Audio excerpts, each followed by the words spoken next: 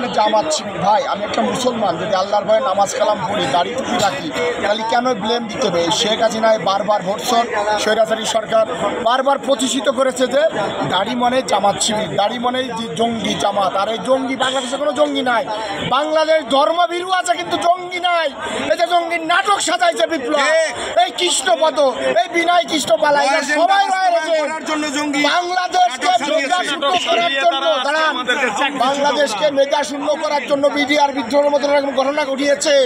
আমাদের মতন দেশপ্রেমিক পুলিশ সদস্যকে বিভিন্ন ব্লেম দিয়ে চাকরিচ্যুত করেছে। কেন? যাতে তাদের মতন খেয়াল খুশি তারা চাকরি করতে পারে, তাদের খেয়াল খুশি মতো। তা না হলে বেনজির 1000 কোটি টাকার মালিক কিভাবে হয়? এই বেনজির একা টাকা খায়নি, স্বরাষ্ট্রমন্ত্রী আসাদুল কামালও খেয়েছে।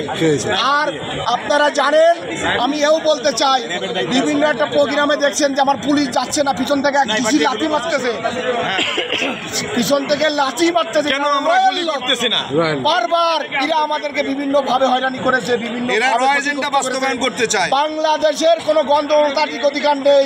এই আমাদের ডাক্তার ইউনূস সাহেবের কাছে দাবি, এই সরকার প্রধান, যে আপনি গণতন্ত্র ফিরিয়ে নিয়ে আসেন।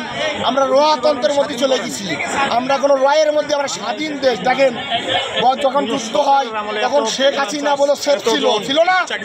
শেখ হাসিনাও সেফ ছিল, বঙ্গবন্ধু আগরতলা ষড়যন্ত্র মামলায় ভিতরে ছিল, যে মামলাটাই সত্য, কিন্তু তারা বলে নিরাপদ ছিল। বাংলার জনগণ আজকে যুদ্ধ করে দীর্ঘ 9 মাস যুদ্ধ করে দেশ স্বাধীন করেছে। আজকে কী অপরাধ তাদেরকে নির্বাচারে গুলি করা হলো?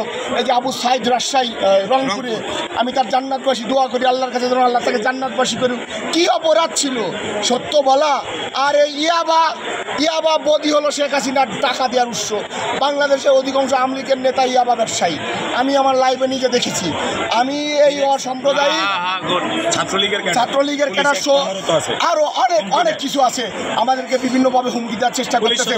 আমাকে যখন টিপকাণ্ড যখন ঘটলো, তখন আমাকে আয়না করে নিয়ে যাওয়ার জন্য নিয়ে গেছিল। আমি পলাইছিলাম ভাই, প্রেস ক্লাবে আমি আমার বাচ্চা নিয়ে বইছি ভাই, আমার এক পটের বাচ্চা নিয়ে প্রেস ক্লাবে বইছি। কী অপরাধ? আমি দাড়ি টুপি রাখছি, এই অপরাধ?